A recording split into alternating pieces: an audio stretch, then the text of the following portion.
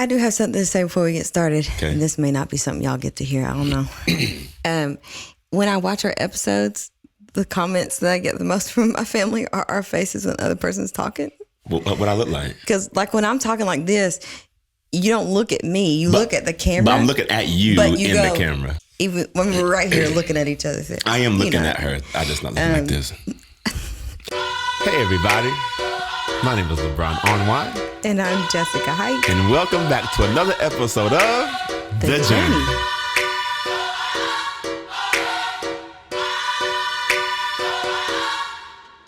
There was one time I was singing, and after we got done, you hit the stop button, and you looked at me and turned around real slow, and you said, boy, them S's really be S'ing. You are a definite whistle S'er person. So we decided to have a little bit of fun this week.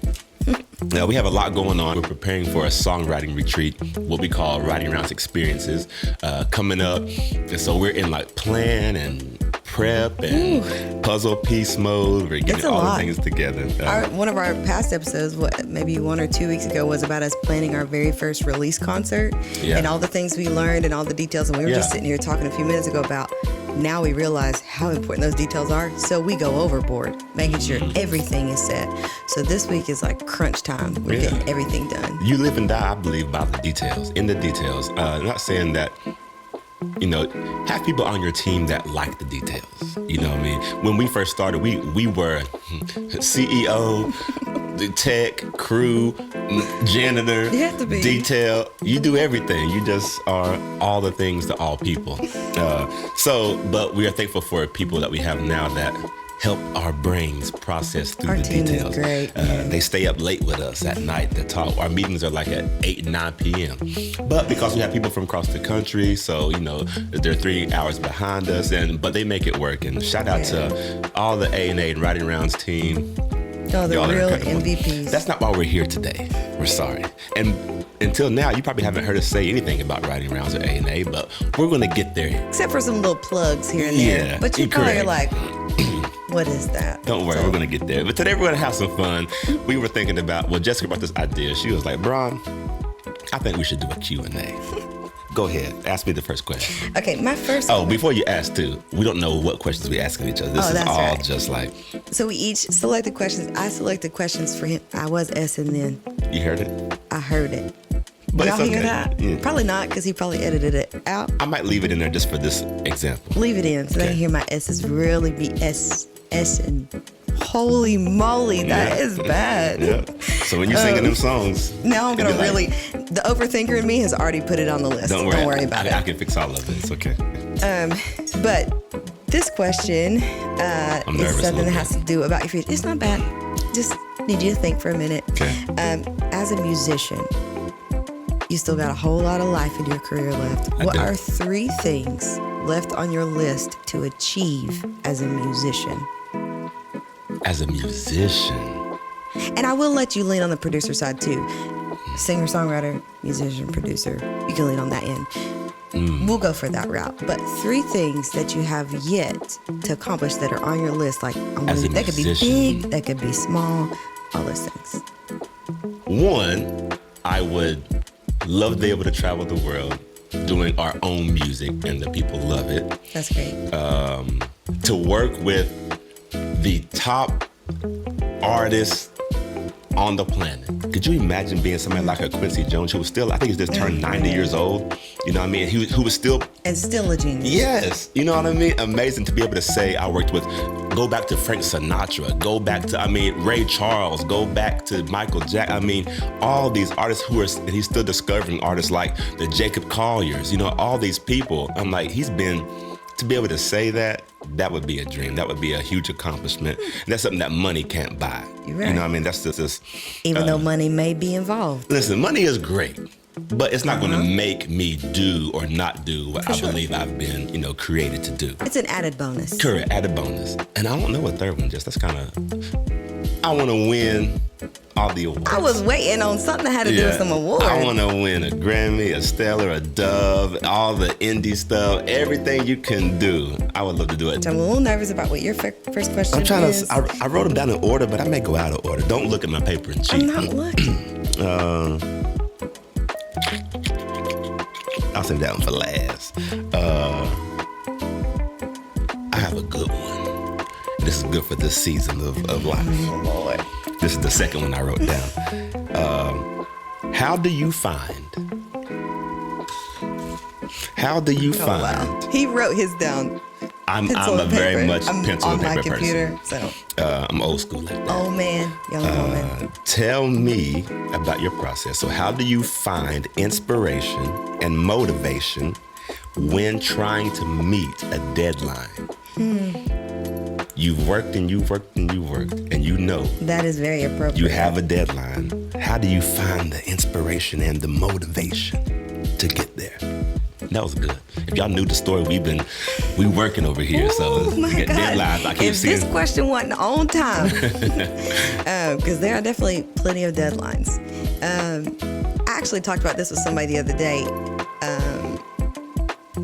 My brain can be very chaotic. And we have a lot of stuff, not even that's planned for, stuff that pops up randomly. It's just like, hey, can we also get this? Or, hey, this needs to be done. And people don't warn you about all those things. However, I was talking with someone the other day about the fact that I can't do things in general. Like, I need very detailed tasks. Yeah. One of the things that motivates me the most, and it's going to sound so corny, but it's a recent discovery of mine, is having something that almost like gives you that visual check off. You're done. You did something, and you like completed something. We just started on Asana. If you are a to-do list person, this is it. Shameless plug. We'll put the little link down here for you guys. They ain't paying us to say it, but y'all can if y'all want to. Amen. But Asana has been so great for our team, and what I love about it is when you check off a task, this little unicorn flies away and a rainbow comes out and all this stuff, and you're just like, oh God, I did something else. I did it. Hopefully I did it right, but I did it, So when I have like a big task or something that's like it's due by this date, I don't just write, song due by, April 1st. It is very detailed, small tasks. That's why my to-do list looks so long. And people are like, Kylie, you got a lot on your plate. Really, it's like maybe one project, but it is a lot. And I just make sure it's detailed to the point where I feel a little bit of encouragement that I am a step closer to what it is that I'm trying to get to. So it may be small things like text so-and-so, reach out to this, submit this. And when I get stuff, even with content, like with these episodes, get audio files from LeBron. And then the next one is, edit just the content of the episode. Then edit the it's very step by step so that I can feel a little accomplished instead of sitting there seeing that it's still not checked off, but I know I've done something. When you look at your list at the end of the day and you've worked hard from like 9 a.m. till 9 p.m., maybe 10, and you see nothing's checked off, it's just like, that's discouraging. But when I look and I'm like, let me just add in all the things I really did today and check them off. I used to do that. Now I just start from the beginning, doing all of them small. Yeah, I need to take a page out of your book because I'm put the main thing on the checklist. I know. And I don't sub it up. So I could have done 5 things, but it's still not complete, so I can't. I've tried to tell you to do that. But it's just an extra step, That's why when I look at his to-do list, because we can see each other's lists and keep adding stuff in. Because we've learned you can't just call and text and say, hey, get this done. It's got to go on a list, man. It's got to go on a list. I look at his and there's like 8 things on there. And I'm like, I know he got more work than this. How I find inspiration is finding the little wins, creating and setting myself up for the little wins that add up to the big win. So, ta-da! That's very good. Okay. Ooh, which one do I want to? Don't look. Okay. I'm not looking. I'm looking at what my next one's gonna be too. Oh, I know my next one's gonna be. I know my next 2 gonna be, and that'll be it. Okay. We kind of asked, me and my team that's over here, I asked you a question about like what you want to accomplish in the future. But so far, what has been your biggest career highlight? My answer is going to be very unorthodox. Oh. Very unorthodox. We like unorthodox. Because my biggest achievement as a musician was being embarrassed. And it made me become a better musician. Okay, I'm going to need you to elaborate. When I was I started playing piano, I was like 7. I'm a drummer first. I played like 3, but then all my cousins and family started playing drums. So I said, I need to find something else to do. It would be different. I think drums is where we all start at some point, some capacity. I moved to piano. Back then it wasn't piano, it was keyboard, a keyboard. By the time I was 10 years old, I was playing in church like by myself. It was me, my brother, my dad, and my cousins. We were the band. I was the oldest besides like my dad, who was teaching us and bringing us up and giving us opportunity. But we were at a church. Our church choir was going and a guest at a different church. And at that point, I couldn't really play in all my keys well. So the handy dandy transpose button. Oh Lord. I was like +4 on the song because I could play the song better in this key, so I would transpose. The next song started. I forget to transpose back to the regular key. So I'm starting the intro, and the band's just kind of playing, and everybody got this confused look on their face. I'm just chilling because I'm playing the song in the right key, and I was, but it was transposed. So the band looked at me like something ain't right. Singers are hearing the intro. They get to that chorus of that song. It's about 5 keys too high. I'm seeing like veins popping people's foreheads and they neck coming out. And then my dad looks over at me and says, "Are you transposed?" And he says it so loud that all the other musicians if you grew up in church, the musician's corner is like the hot seat. If you messing up, it's time to get up, and somebody else is getting on. You know what I mean? So when he said it so loud, everybody heard it, and I could feel all the eyes. Man, I'm 10, 11, but the shame. You're 11 years old? Yeah. Why did I think you were older? No, I'm not 10, 11. This is in my adolescent years. I look down at the keyboard, and I see it says transpose +4, and this shame. What does +4 mean? So let's say I'm in the key of C, right? I want to play it in C, but the song is in E. I'll hit +4 and it'll be in the key of E, but I'm playing it in C. Is that right? Yeah. So like half steps? Half steps, correct. Half steps. Yeah, correct. And so they're like way high. And that moment for me was like, I went right then, as a 10, 11-year-old, I said, I will not be embarrassed like this ever again.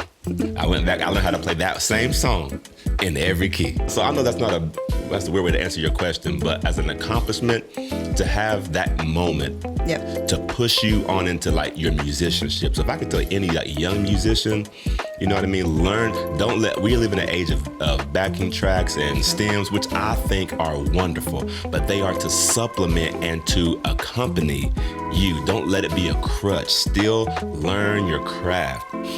That's good. That's a lot. And one day I feel like that's gonna have to be an episode of, because you used to say to me, I want to upgrade my gift in somebody, like through somebody else. Not just duplicate myself. I want somebody to be better than me because I helped push that kind of thing. And I believe that people. Go ahead. Sorry, I didn't mean to. No, I was gonna say, I think that's a whole. I believe that more will be given to you if you're willing to give it away. You know what I mean? If my cup is full, I have no more room for things to get added. We got to preach.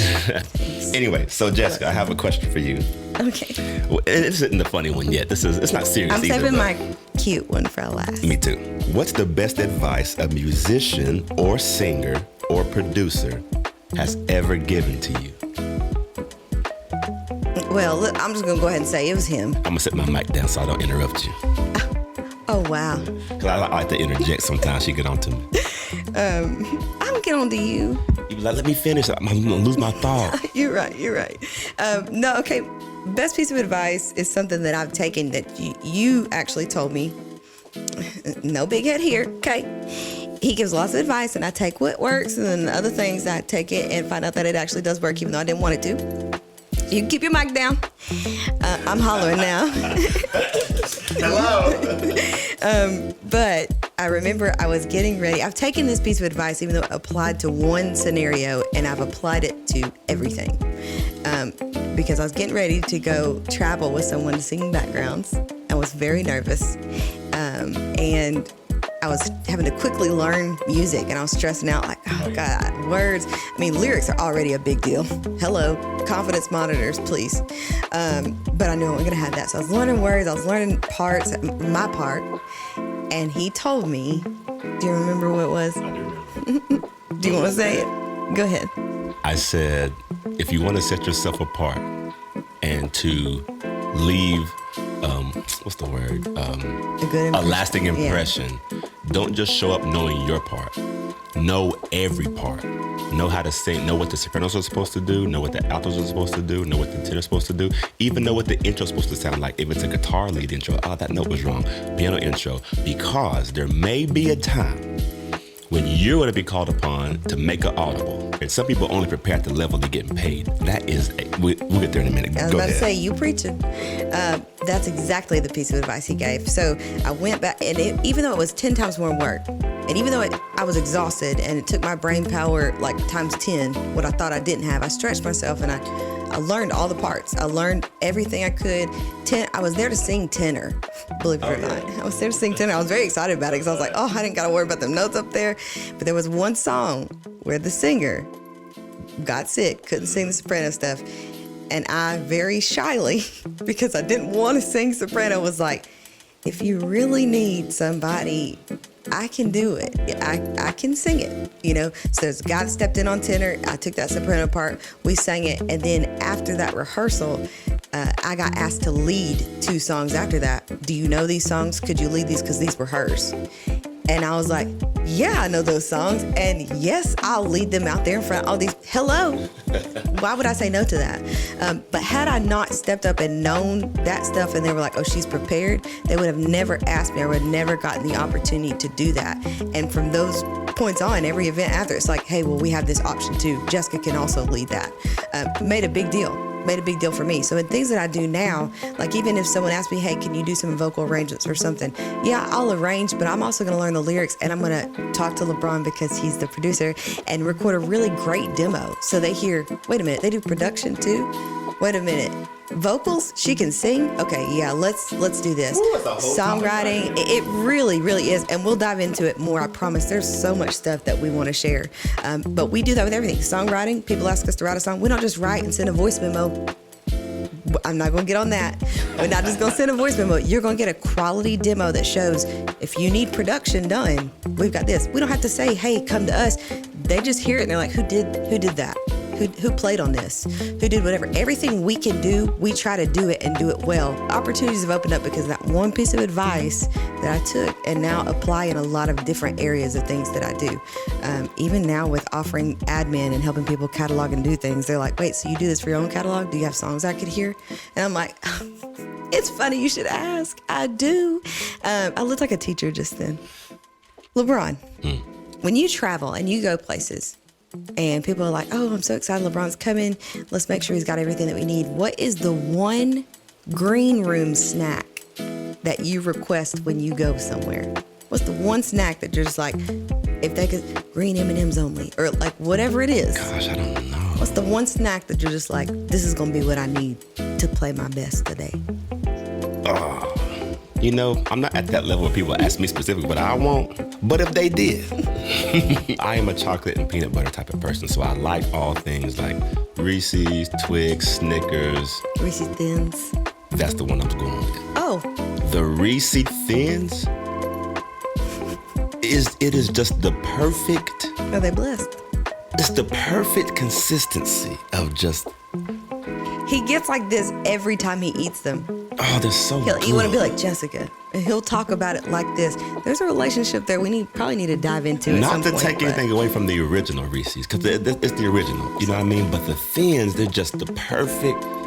Reese's Thins answer the question. I don't want this too long. Okay, that's my last question for you. Have you ever? What? Let's play never have you ever. No, that's the wrong kind. This better not be the question you asked earlier. No, it's not that one. It's the basis of it, but I tweaked it. Oh. Have you ever passed out or almost passed out on the stage before? I have almost passed out, and it was because of heat. We were singing out. I hate outside events. I hate outside, period. Just kidding. No, but really I do. We were singing outside. It was the middle of summer in Georgia. If y'all have ever been to Georgia in the summer, you already know I was almost out. We'd been singing. We sang about 6 songs, and I think we're on the 5th song. And I was fortunately on the end because I'm short, so I'm always on the end. And I remember I was wearing a suit, like a whole suit. I had to wear a suit. And I was getting ready, and I could feel myself. You were like, got ready to take a step and it didn't quite lock, so you're just kind of out. No, my body wasn't going the way it was supposed to, and I could just feel. Fortunately, the girl next to me, I just leaned on her. I was in a choir. Sorry, I forgot to mention that part. I was in a choir, so we were already close. So I just kind of. This was me for the majority of the last song, just leaning, but sweating, and just like everything was double and triple, and it was a bad feeling. But yes, I'm surprised you asked me that, because I don't know if I've ever told you that before. Like, I learned some stuff about you, learned some stuff about me. Yeah. I always learn it. We would love to know what you want to know. So, link in the bottom, make sure that you click it, ask us all the questions. It can be absolutely anything. We are glad that you joined us again for another episode of The Journey. My name is LeBron Arnwine. And I am Jessica Heights. We will see you next time.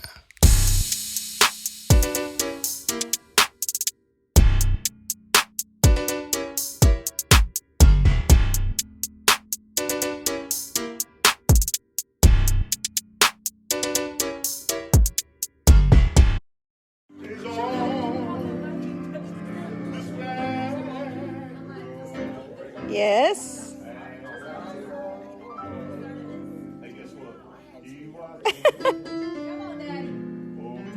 Jared.